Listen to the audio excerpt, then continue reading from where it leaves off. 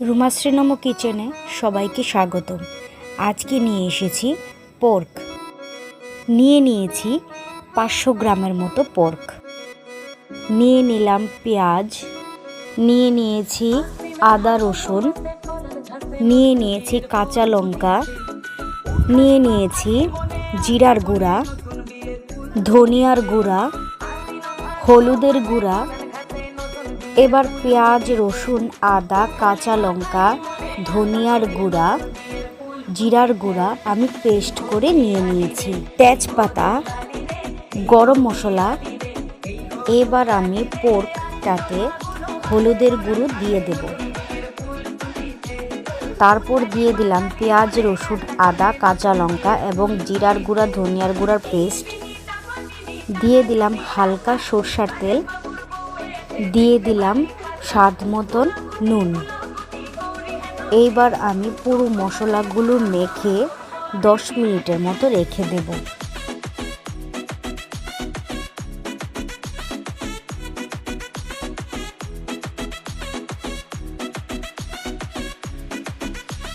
এবার আমি কড়াইতে হালকা করে তেল দিয়ে দেব। দিয়ে দিলাম তেজপাতা,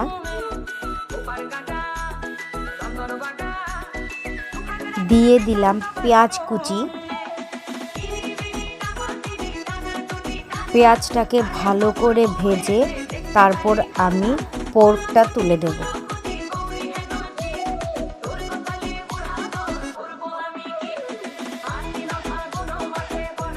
এবার আমি পোর্কটাকে ঢাকা দিয়ে 15 থেকে 20 মিনিটের মতো ভালো করে ভেজে নেব।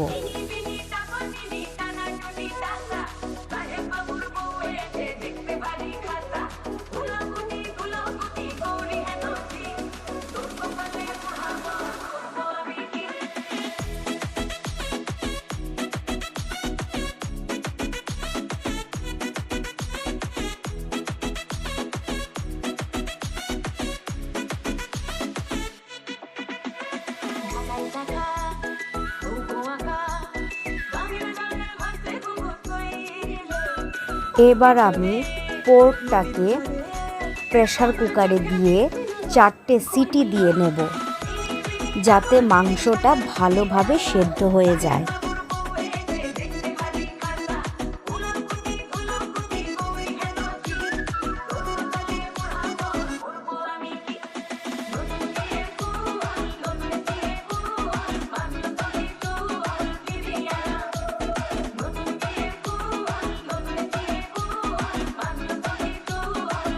আবার আমি প্রেসার কুকার থেকে পোর্কটাকে নামিয়ে কড়াইয়ের মধ্যে দিয়ে দেব।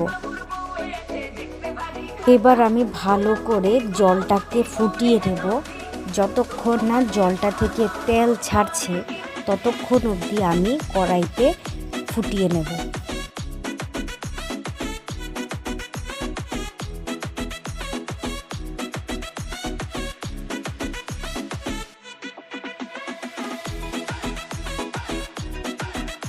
সবার শেষে দিয়ে দিলাম গরম মশলা।